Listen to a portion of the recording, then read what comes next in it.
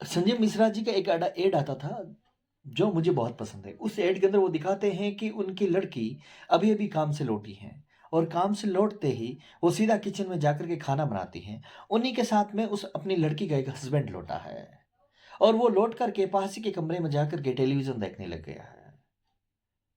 दोनों ही कार्य से लौटे हैं, एक आराम के लिए जा रहा है और दूसरा काम से आकर के फिर एक नए काम पर जा रहा है। और वो पिता कहता है कि जब तू छोटी थी और जब तू घर-घर खेला करती थी और तेरा भाई टीवी रिमोट्स या कंप्यूटर गेम्स या कारों के बारे में खेला करता था। काश मुझे तुम्हें उस वक़्त रोकना था कि जो तुम ज़िंदगी के अंदर जो खेल खेल रही है, भविष्य के अंदर तुम्हें जाके आजीवन और अनवरत और लगातार अंतिम क्षण तक वो कार्य करना है। लेकिन उसमें तुम्हारी गलती नहीं, मेरी गलती भी थी कुछ।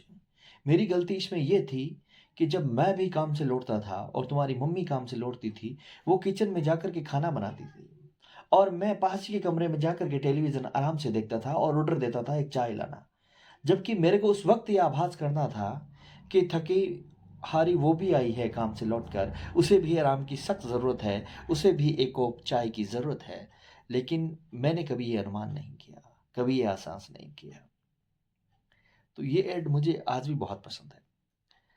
तो ये डिफ़रेंसन दिखाता है, डिफ़रेंट दिखाता है कि कैसी एक मानसिकता है और जो आप अपने समाज के अंदर देखते हैं, वो बच्चे आगे जाकर कैसे वो सेम की सेम प्रक्रिया करते हैं।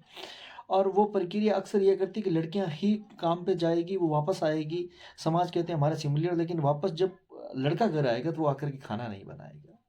खाना नहीं बनाना की एक बात नहीं है, बात ये है कि जब अगर सामान्य तौर पे दोनों अलग हुए, दोनों का कार्य है, तो फिर दोनों को समान अधिकार के साथ वो कार्य भी तो करना चाहिए।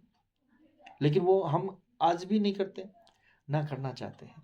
तो ये ऐड है, काफ़ी एक एक व्यंग्य करता है कि कैसे पिता एक खत लिखता है अपनी पुत्री को। उस खत के अंदर वो अपनी भावनाएँ व्यक्त करता है कि जिस वक़्त तू छोटी थी तो मैंने भी तुम्हारी माँ का हाथ नहीं बटाया था, तो मुझे बटाना चाहिए था।